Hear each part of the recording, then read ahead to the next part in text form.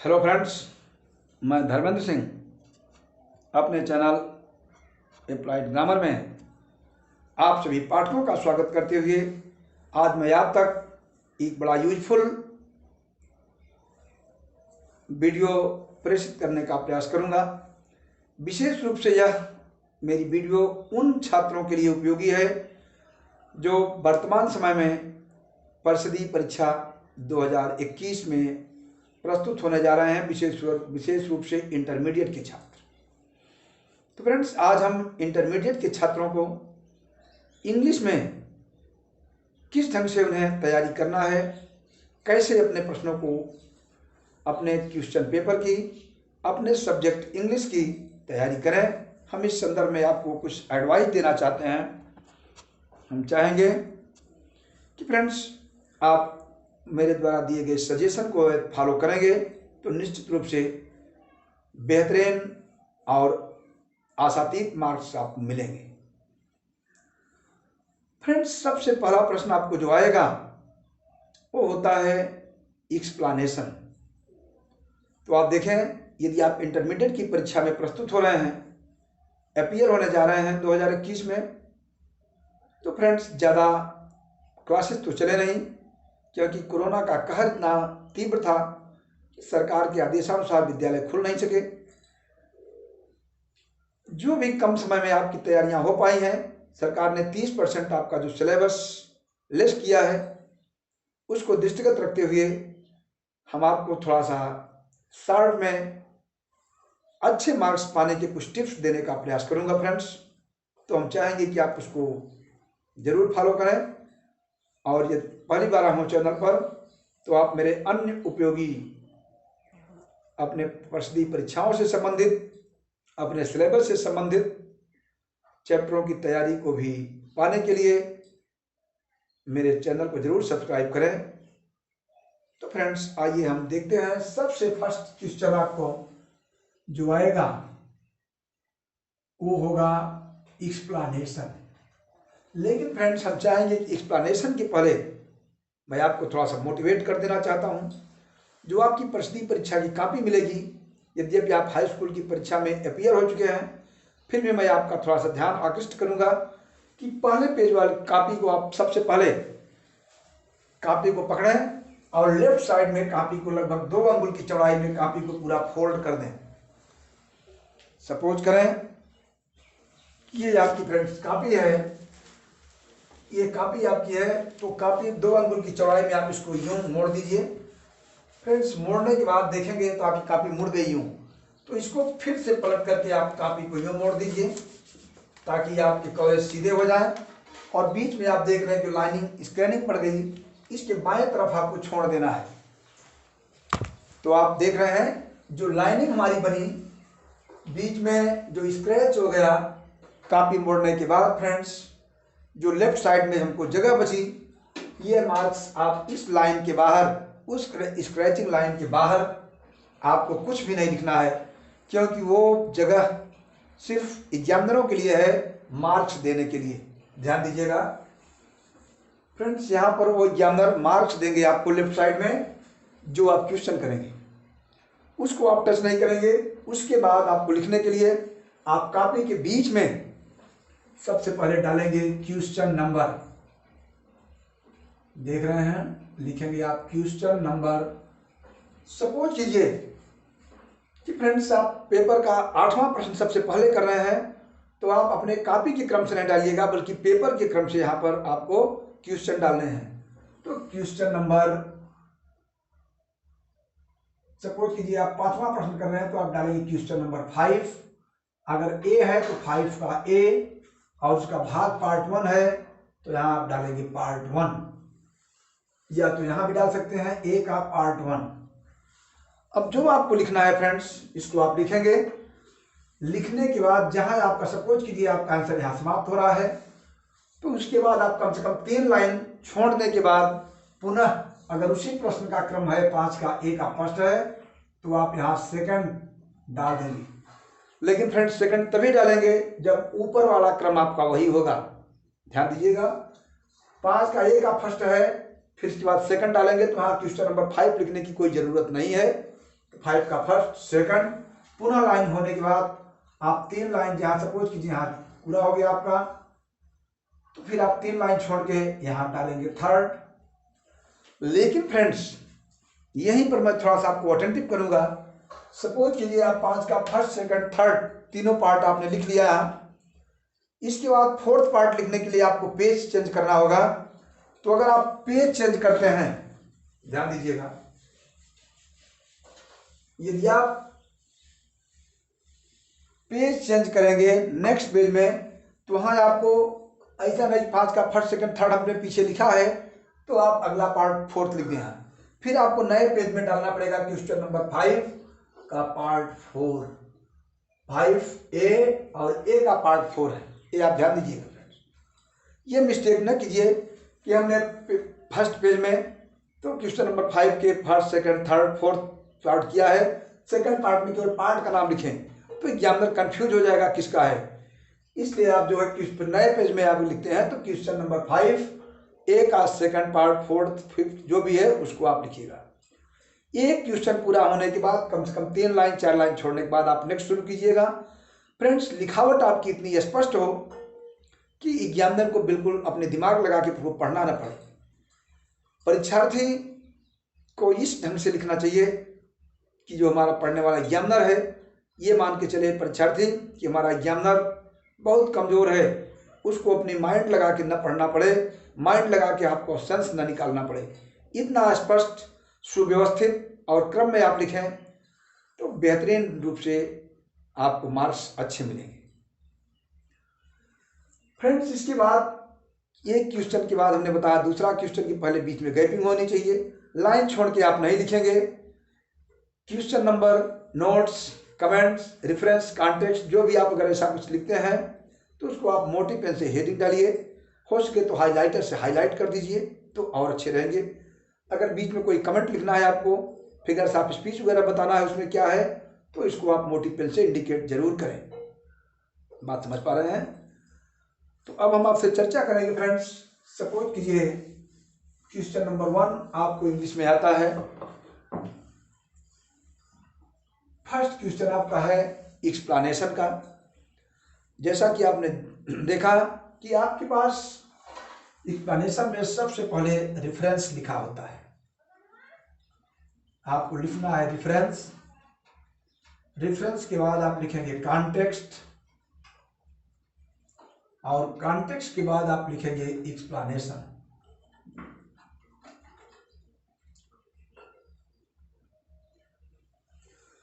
यहां पर फ्रेंड्स मैं थोड़ा सा आपके ध्यान को पुनः आकृष्ट करना चाहूंगा। रेफरेंस जब आप लिखिए तो रेफरेंस में आप लिखेंगे, कैसे इसको लिखना है,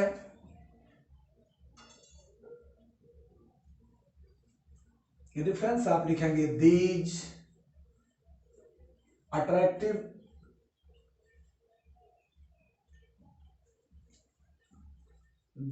attractive lines have been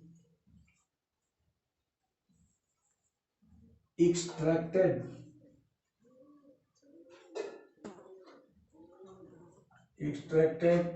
from the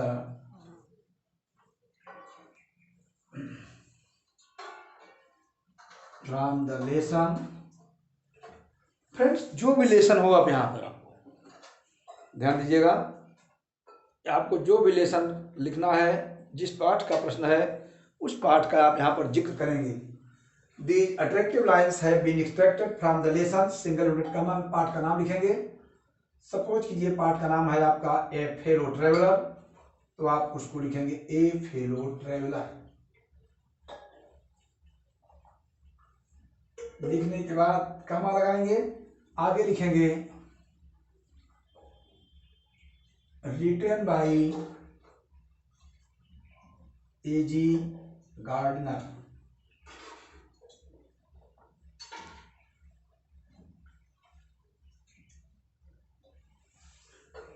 तो फ्रेंड्स आपको मैं यहां थोड़ा सा यही बताना चाह रहा था कि रेफरेंस जब आप लिखिएगा तो रेफरेंस में आपको ध्यान यह देना है कि रेफरेंस किस स्टाइल में लिखेंगे।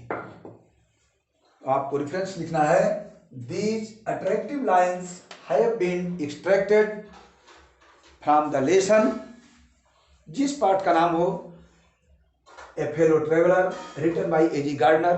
यहाँ अगर पाठ है, मान लीजिए पहला पाठ आपका है a girl with a basket, तो आप लिखेंगे a girl with a basket written by William C Douglas.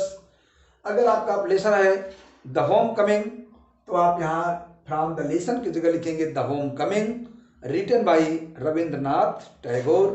अगर वोमेन्स एजुकेशन है तो आप लिख देंगे women's education written by doctor Sarvepalli Radhakrishnan. इसी क्रम में फ्रेंड्स, अगर आपका लास्ट लेसन जो है द हेरिटेज ऑफ इंडिया है, तो उसको आप यहाँ लेसन में डालेंगे the heritage of India written by A.L. वार्सन। तो फ्रेंड्स रेफरेंस आप लिख लेंगे। इसके बाद फ्रेंड्स आप डालेंगे दूसरी हेडिंग कॉन्टेक्स्ट, एक लाइन छोड़ेंगे 2 लाइन और यहाँ पर डाल देंगे कॉन्टेक्स्ट। ये फ्रेंड्स जो कॉन्टेक्स्ट आप लिखेंगे, इस कॉन्टेक्स्ट में आपके पैसेज का मूल भाव होना चाहिए कि पैसेज में कहा क्या जा रहा है, उसके पहले की बैकिंग को, बैकग्राउंड आपको दिखाना है कि किस वे में लेखक क्या कहना चाह रहा है, और जो कहने के उसके सेंसेज हैं, जो कहने के भाव हैं, उनको आपको एक्सप्रेस करना है कॉन्टेक्स्ट में। तो आप ज़्यादा, अगर आप मिडिल क्लास के स्टूडेंट हैं, आपने तैयारी नहीं की है, तो आप दिखाइए कि in this passage the author want to describe. अब जिस पाठ से संबंधित हो उस पाठ के विषय में थोड़ा सा लिखते हुए the lesson want to indicate the problems of. अब जो भी देखिए समस्याएं हों, सपोज कीजिए पहले पार्ट का है a girl with a basket का, तो अबाउट रिफ्यूजी चिल्ड्रन, ठीक है ना। इस ढंग से अब लेसन के ऊपर डिपेंड करता है कि आप उसमें क्या जोड़ रहे हैं, किस पाठ का भाव आया है। इसके बाद फ्रेंड्स कॉन्टेक्स्ट लिखेंगे, और कॉन्टेक्स्ट लिखने के बाद पुनः 2 लाइन की आप गैपिंग देंगे, एक्सप्लेनेशन डालेंगे। ध्यान दीजिएगा, जब आप एक्सप्लेनेशन लिखेंगे तो फ्रेंड्स एक्सप्लेनेशन के समय आपको ध्यान यह देना है कि आप पहले डालेंगे हेडिंग एक्सप्लेनेशन, EXPLANATION। एक्सप्लेनेशन जब डालेंगे तो जो आपके पेपर में दिया होगा, शुरू के 2 शब्द सपोज कीजिए दिया है दीज रिफ्यूजी, तो आप these refugee dot dot dot basket है तो आप लिख देंगे बास्केट, फुल स्टॉप करेंगे। फ्रेंड्स ये आप लिखने के बाद इंडिकेट हो जाता है, इससे एग्जामिनर समझेगा, उसके ऊपर एक अच्छा इफेक्ट होगा कि बच्चे ने स्पष्ट कर दिया कि हमने किसकी व्याख्या किया है। दीज रिफ्यूजी से लेकर के डॉट डॉट डॉट जो बास्केट से एंड हो रहा है, उस पैसेज का मैंने एक्सप्लेन किया है। फ्रेंड्स ध्यान दीजिएगा, अब यहाँ पर आपको first impression is last impression, पहला प्रभाव ही आपको ज़्यादा अट्रैक्टिव बनाएगा।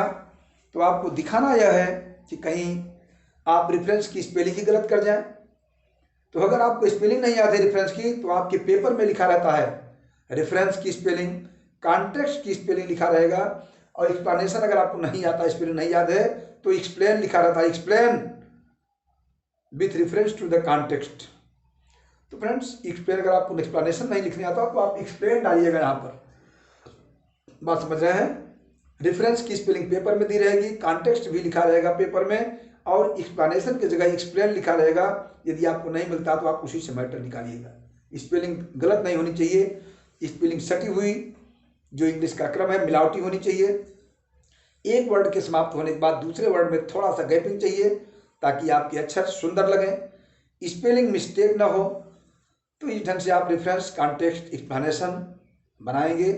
फ्रेंड्स 8 नंबर का होता है, 2 नंबर का रेफरेंस, 2 नंबर का कॉन्टेक्स्ट और 4 नंबर का एक्सप्लेनेशन। यदि आपने रेफरेंस सही कर लिया है तो रेफरेंस आपका मिस्टेक नहीं होगा, तो 2 नंबर पूरा पूरा मिलेगा। कॉन्टेक्स्ट में यदि आपने बहुत बढ़िया नहीं लिखा है, फिर भी पाठ से संबंधित जिक्र किया है, तो 1 नंबर तो मिल ही जाएंगे। 2 1 3 और एक्सप्लेनेशन जो 4 नंबर की है, अगर आप मिला जुला के लिख लिए हैं, क्लास में कुछ आपने पढ़ा है तो एक्सप्लेन नहीं मिला पाते हैं, आप अलग से एक्सप्रेस नहीं कर पाते हैं, तो अगर पेपर को भी उतार देंगे तो कम से कम 1 नंबर तो मिल ही जाएगा। तो इस ढंग से लगभग 8 नंबर में 4 साढ़े 4 नंबर आपके क्लियर हो जाएंगे। फ्रेंड्स, इसके बाद आपको जो क्वेश्चन है ध्यान दीजिएगा, आपके और सब तो क्वेश्चन रहेंगे।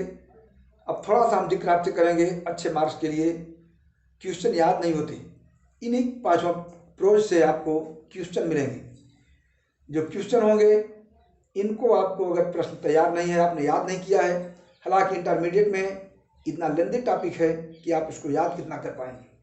फ्रेंड्स, इसका माध्यम यह है कि आप पूरे पाठ की हिंदी समरी को विधिवत तैयार रखें, वोकेबुलरी आपकी स्ट्रांग होनी चाहिए, और ग्रामेटिकली अगर आप स्ट्रांग हैं, ग्रामेटिकली आपको ट्रांसलेशन में कोई दिक्कत नहीं होती, तो आप हिंदी जो समरी आपकी तैयार है उस हिंदी समरी के आधार पर आप स्टोरी को, प्रश्न को समझें और लेखक के कहने का क्या भाव है, जो प्रश्न में पूछा है लेखक ने, उस पूछना किस प्रकार का चाह रहा है, उसके विचार आप, उसके विचारों में अपने विचारों को आप समाहित करते हुए उसी समरी, हिंदी समरी के आधार पर आप उत्तर लिखेंगे। अपने से तो ज़्यादा अच्छे अंक मिलेंगे। एग्जामिनर समझेगा कि बच्चे ने समझ करके खुद प्रयास किया है लिखने का। फ्रेंड्स, एक एग्जामिनर वो समझता है कि छात्र ने किस वे में एक्सप्रेस किया है।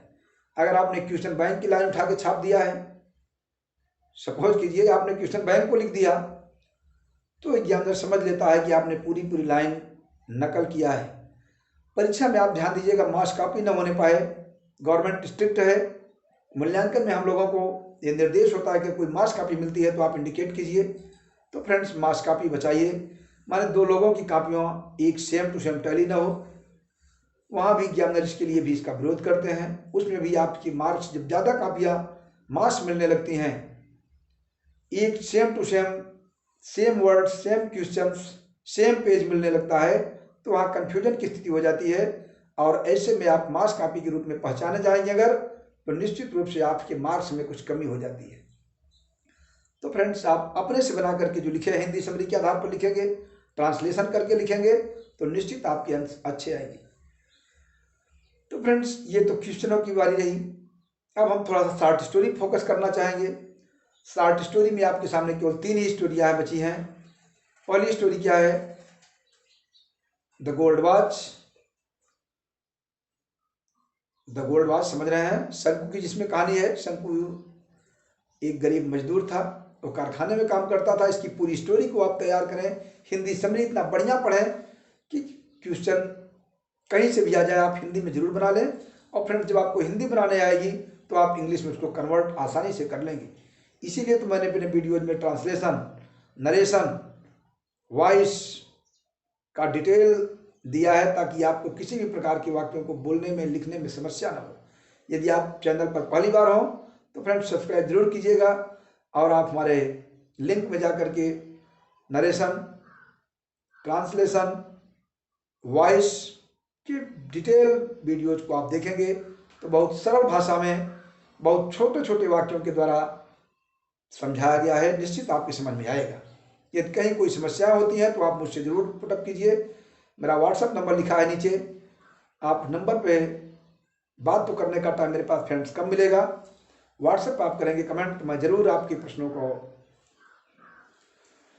आंसर देने का प्रयास करूंगा।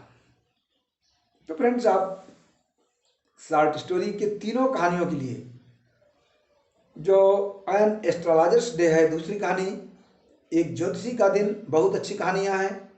तीनों कहानी बड़ी रोमांटिक और आपके जीवन में कुछ आपको चमत्कारिक रूप में आपके सामने पेश की गई हैं। तो उन कहानियों की आप हिंदी समरी को विधिवत तैयार करें। हिंदी आपको आएगी तो क्वेश्चन कहीं से पुटअप करेगा। वोकेबुलरी स्ट्रांग होने पर आप ट्रांसलेशन के माध्यम से पूरी स्टोरी को आप लिख दें। इस क्रम में फ्रेंड्स आप करेंगे तो निश्चित रूप से आपको ज़्यादा अच्छे अंक मिलेंगे। क्वेश्चन आपके कोई छूटेंगे नहीं। समय का ध्यान दीजिए, घड़ी जरूर प्रयोग कीजिए, और अधिक से अधिक केंद्रित होकर के सुव्यवस्थित विचारों को लिखने का प्रयास आप अभी से कीजिए। फ्रेंड्स, पेपर टाइप में आपके पास 3 कलमें होनी चाहिए कम से कम, और पेन ऐसी हो कि जिसकी इंक आपको दिखती रहे कि हमारे रिफिल की स्याही कितना बची है। ऐसा ना हो कि पता चला कुछ ऐसी पेन होती है जिनमें स्याही नहीं समझ में आती कि कहाँ तक समाप्त हो रही है, कितनी बची है। तो फ्रेंड्स, आप कृपया ऐसी कलमों को रखें जिनकी स्याही आपको दिखती रहे। दूसरा इंस्ट्रक्शन आपके लिए, आप शाम को ही अपने प्रवेश पत्र, पेपर मीन्स प्रवेश पत्र के साथ कुछ इम्पॉर्टेंट, अगर आपको कोई मैसेज हो, मोबाइल नंबर हो, जिससे अगर आप कोई छात्र या छात्राएं हों, तो मोबाइल तो वहाँ अलाउ नहीं है, इसलिए मोबाइल आप ले नहीं जा सकते। एक मोबाइल नंबर जरूर रखिए। कोई दिक्कत अगर रास्ते में आती है तो आपको कोई भी जो भी आपको वहाँ पर मिलता है, आपके नंबर पर आपके घर वालों को इन्फॉर्म कर दे, कॉल करके सूचित कर दे।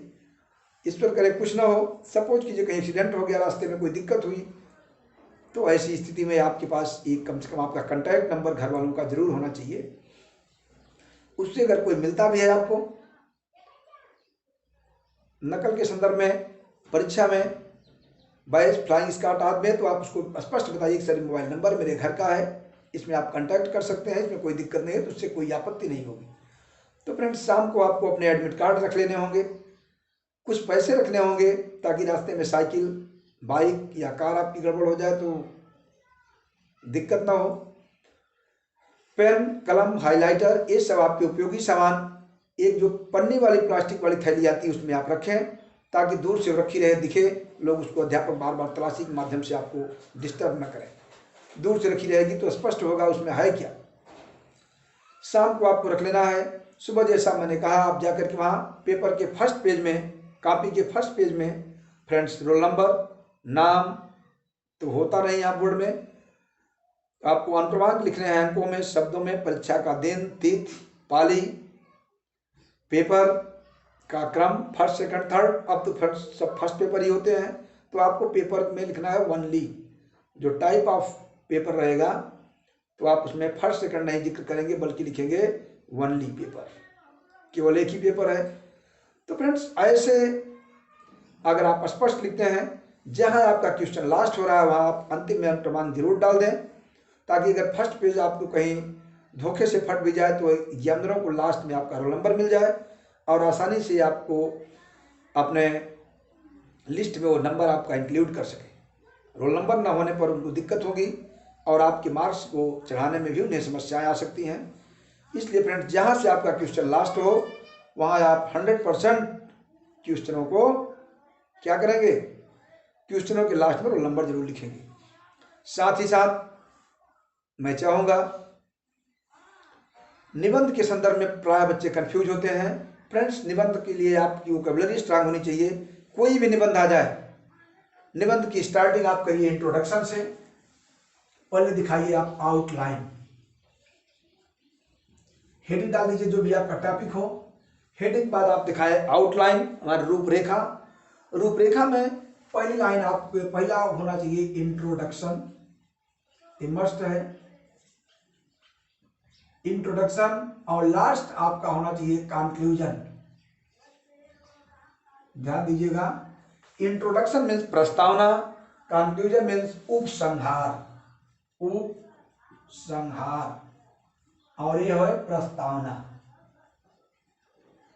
ये फ्रेंड्स पहली आपकी हेडिंग आउटलाइन में आप दिखाइएगा तो 3, 4, 5 हेडिंग जो आप बना सकें, लेकिन फिर पहली हेडिंग आपकी इंट्रोडक्शन, प्रस्तावना, जिसमें पूरे आप अपने एसे को फोकस करेंगे, और लास्ट कंक्लूजन जो होगा ये पूरे एसे का निचोड़ होगा, उसका सार होगा। इसमें ये आप फर्स्ट और लास्ट हेडिंग जरूर डालेंगे। इसके बीच में आप जो भी आवश्यकता हो, जिस टॉपिक से संबंधित हो, उस टॉपिक से संबंधित हेडिंग को आप बना करके उसको लिखें। सपोज कीजिए फ्रेंड्स, इस बार कोरोना का कहर बहुत लंबा था, तो मेरे हिसाब से इस बार कोरोना भी बहुत इम्पॉर्टेंट है ऐसे के लिए। हम चाहेंगे कि छात्र अपने विषय अध्यापकों से मिलकर के कोरोना पर भी एक मैटर तैयार करें, क्योंकि उसके संदर्भ में कुछ भी आपको ऐसे के रूप में लिखने को आ सकता है। पूरा विश्व त्रस्त था इससे, इसलिए मुझे जरूर लगता है कि ये प्रश्न परीक्षा में इसे आना चाहिए। यदि फ्रेंड्स नहीं भी आता तो आपकी वोकैबुलरी स्ट्रांग होगी। कोरोना के संदर्भ में आप अपने विचारों के माध्यम से अपने वक्तव्यों को लिख पाएंगे, बता पाएंगे, एक्सप्रेस कर पाएंगे, तो आप इसकी प्रैक्टिस जरूर कर लें। Science, the flood scene, pollution, if I were the prime minister of India, ये सब इंपॉर्टेंट टॉपिक हैं जिनको आप तैयार रखेंगे विधिवत। और इसके अलावा कोई भी टॉपिक आ जाता है पोल्यूशन वगैरह के अलावा भी अगर कोई टॉपिक मिलता है तो आप बेहिचक घबराइए नहीं। उस टॉपिक का हमने कहा है आपको आउटलाइन, थोड़ा उसके बारे में सोचिए संबंधित तथ्य के संदर्भ में। इसके बाद आउटलाइन में आप first heading introduction, last conclusion डाल करके बीच में आप 2-3 हेडिंग और जो समझे उपयोगी उसको जरूर डालिए, और हर हेडिंग के संदर्भ में कुछ न कुछ अपने विचारों में लिखेंगे तो एग्जामिनर ज़्यादा प्रभावित होगा और आपको अच्छे मार्क्स देगा। तो फ्रेंड्स, और लास्ट क्वेश्चन जो आता है फ्रेंड्स समरी का, उसके संदर्भ में बहुत इजी है, उसी से आंसर आपको खोजना है। वो कोई किताब की लाइन नहीं होती, वो कहीं से दी हुई लाइन होती है। वो जो पैसेज आपके सामने होगा वो बहुत सामान्य पैसेज होता है, उसको आप 2 बार 3 बार पढ़ेंगे तो उसकी टाइटल पता चल जाएगी। उसी से क्वेश्चन जो पुटअप होंगे उसी के आधार पर आपको क्वेश्चन पुटअप जो दिया जाएगा उससे आप क्वेश्चन को भी छांट लेंगे उसमें।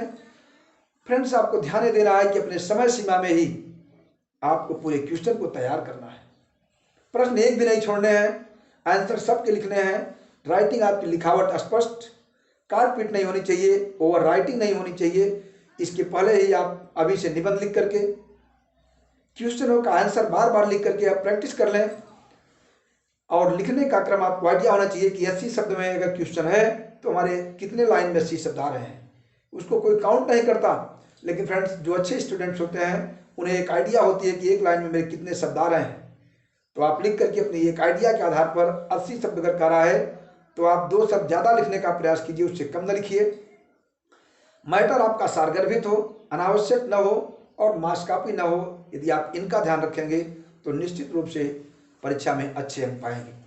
इन्हीं शुभकामनाओं के साथ आज का वीडियो लेक्चर मैं बंद करता हूं। अब मैं आप लोगों के लिए अपने वीडियोज के माध्यम से सिंटैक्स और सिंथेसिस, अभी 2 टॉपिक मैंने बाकी रखा है, अभी बहुत टाइम है। कल 1 जनवरी 1 जनवरी है फ्रेंड्स। हम इस 1 जनवरी पर नए वर्ष 2021 की ढेर सारी शुभकामनाओं के साथ अपने सब्सक्राइबरों, पाठकों, व्यूअरों, अपने शुभचिंतकों, मित्रों एवं समस्त भारतवासियों के मंगलमय भविष्य की कामना करते हुए आज का यह वीडियो लेक्चर बंद करता हूं। फ्रेंड्स, पुनः हम आपसे मिलते हैं नेक्स्ट डे नेक्स्ट और न्यू टॉपिक के साथ। हम चाहेंगे कि आप जरूर पढ़ें और मेरे साथ अंत तक बने रहें। मेरे हर वीडियोज़ को जरूर देखें, वो आपके लिए कहीं ना कहीं उपयोगी जरूर सिद्ध होगी। धन्यवाद।